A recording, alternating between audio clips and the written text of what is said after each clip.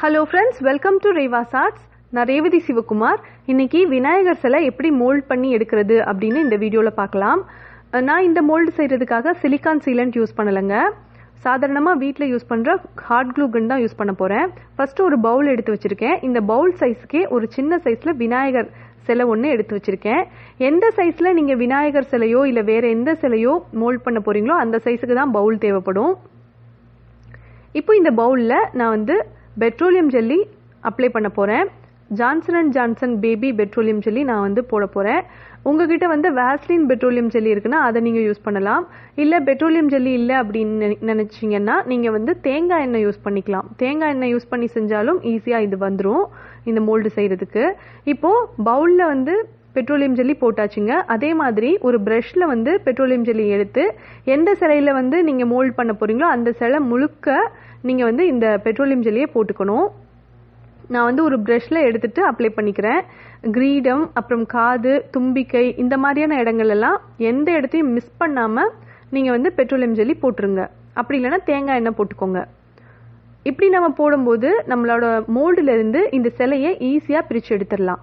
அதுக்காக தான் நம்ம பெட்ரோலியம் ஜெல்லியோ அல்லது தேங்காய் எண்ணெயோ யூஸ் பண்றோம்.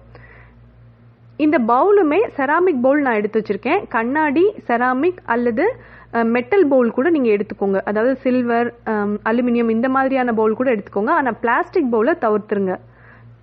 சில நேரத்துல இந்த ஹார்ட் க்ளூ வந்து ரொம்ப சூடா இருக்கும். அதனால பிளாஸ்டிக்ல நீங்க செய்யும்போது அந்த பவுல் வந்து டேமேஜ் ஆகிறதுக்கான வாய்ப்பு அதிகம். அதுக்காக தான் நான் சொல்றேன். இப்போ ஹார்ட் க்ளூ கன் வந்து நான் வந்து ரெடி பண்ணிட்டேன். ஏற்கனவே சூடு பண்ணி வச்சிருந்தேன் இந்த கன்னை. இப்போ வந்து இந்த சிலைக்கு மேல வந்து ஹார்ட் க்ளூ நான் போட்டுக்கிறேன். முதல்ல சிலைக்கு மேல போட்டுருங்க. அதுக்கப்புறமா இந்த பவுலோட சைட்லயும், கீழ்பாகத்திலையும், மேல் பாகத்திலையும் நீங்க எல்லா பக்கத்துலயும் இந்த க்ளூவை நீங்க போட்டுக்கோங்க. இந்த க்ளூவை போட்டுட்டு ஒரு மணி நேரத்துக்கு இதுக்கு ரெஸ்ட் கொடுங்க. சீக்கிரமாவே இது காஞ்சிரும். ஆனாலும் ஒரு மணி நேரம் நீங்க இதுக்கு ரெஸ்ட் கொடுத்தீங்கன்னா நம்மளுக்கு வந்து பர்ஃபெக்டா கிடைக்கும். இப்போ வந்து இந்த சிலை முழுக்க ஹார்ட் க்ளூ கன்ல இருக்கிற அந்த க்ளூ போட்டாச்சு.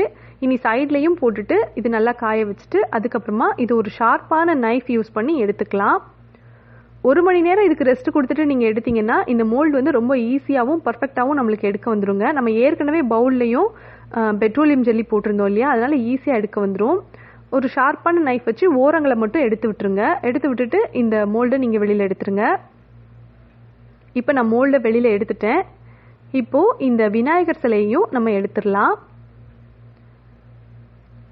கொஞ்சம் கவனமா பார்த்து இதை நீங்க எடுத்துக்கோங்க. ஈஸியாவே எடுக்க வந்துடும். இப்போ நான் எடுத்துட்டேன். சூப்பரா மோல்டு ரெடி ஆயிடுச்சு. இந்த மோல்டுல இனிமே நம்ம எத்தனை சிலைகள் வேணாலும் நம்ம செஞ்சுக்கலாங்க. அது நம்மளோட விருப்பத்தை பொறுத்தது. இப்போ ஒவ்வொரு தடவை நீங்க வந்து கிளே யூஸ் பண்ணி சிலை செய்யும் போதும் ஒவ்வொரு தடவையும் இதுக்குள்ளக்க பெட்ரோலியம் ஜெல்லியோ அல்லது தேங்காய் எண்ணெயோ உள்ளக்க நல்லா அப்ளை பண்ணிட்டு அதுக்கப்புறமா கிளே யூஸ் பண்ணிக்கோங்க.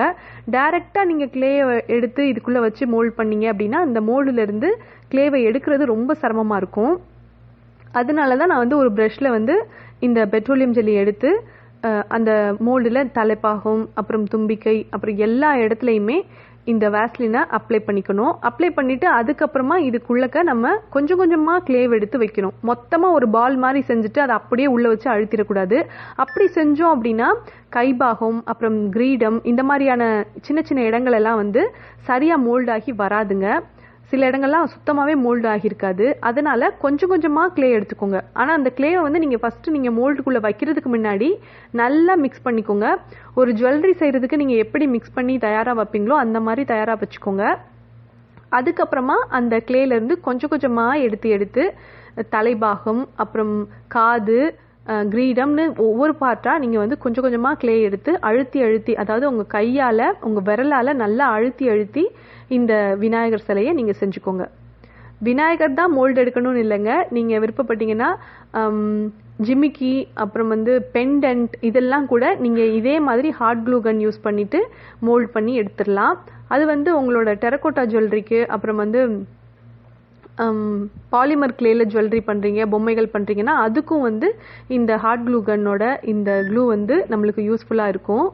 மோல்ட் பண்ணி எடுக்கிறதுக்கு ரொம்ப ஈஸியா இருக்கும். அதே நேரத்தில் நம்ம சிலிக்கான் சீலண்ட்லாம் தேடிக்கிட்டு இருக்கணும்னு அவசியம் இல்லை. நம்ம வீட்லேயே இந்த ஹார்ட் க்ளூ கன் இருக்கும். எப்போ வேணாலும் எந்த பொருளை வேணாலும் நம்ம மோல்ட் பண்ணி எடுத்துக்கலாம். இப்போ இதை ஃபுல்லாகவே நம்ம க்ளே வந்து உள்ளக்க வச்சாச்சு. இப்போ இந்த பின் பாகத்தில் வந்து கொஞ்சமாக தண்ணி தொட்டுக்கோங்க. தண்ணி தொட்டுட்டு ப்ரெஷ்ஷாலேயோ அல்லது கையாலேயோ இதை நல்லா சமப்படுத்திடுங்க. இந்த மாதிரி செஞ்சுட்டு அதுக்கப்புறமா நம்ம இதுக்கு ஒரு 10 நிமிஷம் மட்டும் ரெஸ்ட் கொடுத்துடலாம். 10 நிமிஷத்துக்கு அப்புறம் நம்ம இந்த மோல்டிலிருந்து இந்த க்ளேவை வெளியில் எடுத்தோம் அப்படின்னா விநாயகர் சிலை ரெடியாகி இருக்குங்க.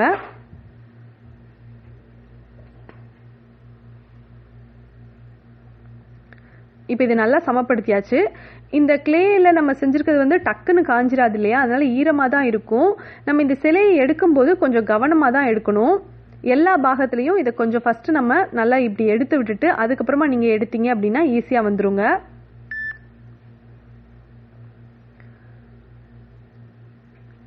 விநாயகர் சிலையை வெளியில் எடுத்தாச்சு. நம்ம எவ்வளோ கவனமாக எடுத்தாலும் சின்ன சின்ன மிஸ்டேக் வந்து இதில் இருக்கும். சில இடங்கள் வந்து வளைஞ்சிருக்கலாம், சில இடங்களில் வந்து கீறல்கள் இருக்கலாம். அதை வந்து நீங்கள் கையாலேயே சரி பண்ணிக்கோங்க. அப்படி இல்லைன்னா ஒரு ரவுண்ட் ப்ரஷ் யூஸ் பண்ணி சரி பண்ணிக்கோங்க. ஃப்ளாட்டான ஒரு ப்ரஷ் யூஸ் பண்ணிங்கன்னா அவ்வளோ நல்லா இருக்காதுங்க. அதனால ரவுண்ட் ப்ரஷ் யூஸ் பண்ணிக்கோங்க. ரவுண்ட் ப்ரஷ் யூஸ் பண்ணிவிட்டு இந்த சின்ன சின்ன மிஸ்டேக் இருக்கு இல்லையா, அது எல்லாத்தையும் நீங்கள் சரி பண்ணி விட்டுருங்க. நான் வந்து ஏர் ட்ரை க்ளேயில் இந்த விநாயகர் சிலை செஞ்சுருக்கேங்க. இது நல்லா காஞ்சதுக்கு அப்புறம் தான் நான் பெயிண்ட் பண்ண போகிறேன். ஒருவேளை நீங்கள் நேச்சுரல் க்ளேயில் இந்த விநாயகர் சிலை செஞ்சுருக்கீங்க அப்படின்னா இதை நல்லா காய வச்சுருங்க. காய வச்சுட்டு டெரக்கோட்டா ஜுவல்லரி எப்படி நம்ம பேக் பண்ணி எடுப்போமோ அதே மாதிரி பேக் பண்ணி எடுத்துட்டு அதுக்கப்புறமா நீங்கள் பெயிண்ட் பண்ணிக்கோங்க. ஏர் ட்ரை க்ளே, அப்புறம் வந்து சோப் க்ளே, அப்புறம் வந்து நிறையா க்ளே வீடியோ வந்து நான் என்னோடய சேனலில் அப்லோட் பண்ணியிருக்கேன். அதோட டிஸ்கிரிப்ஷன் எல்லா வீடியோவுமே நான் டிஸ்கிரிப்ஷனில் கொடுத்துருக்கேன். நீங்கள் செக் பண்ணிக்கோங்க. உங்களுக்கு எந்த க்ளே பிடிக்குதோ அந்த க்ளேயில் நீங்கள் மோல்ட் பண்ணி எடுத்துக்கோங்க விநாயகர் சிலையை. ரொம்ப ரொம்ப சூப்பராக இருக்குங்க. இது நல்லா காஞ்சதுக்கப்புறம் நான் பெயிண்ட் பண்ண போகிறேன். நீங்களுமே இந்த வீடியோஸ் பார்த்துட்டு இதே மாதிரி மோல்ட் பண்ணி எடுத்து வச்சுக்கோங்க. Advance happy Vinayagar Chaturthi.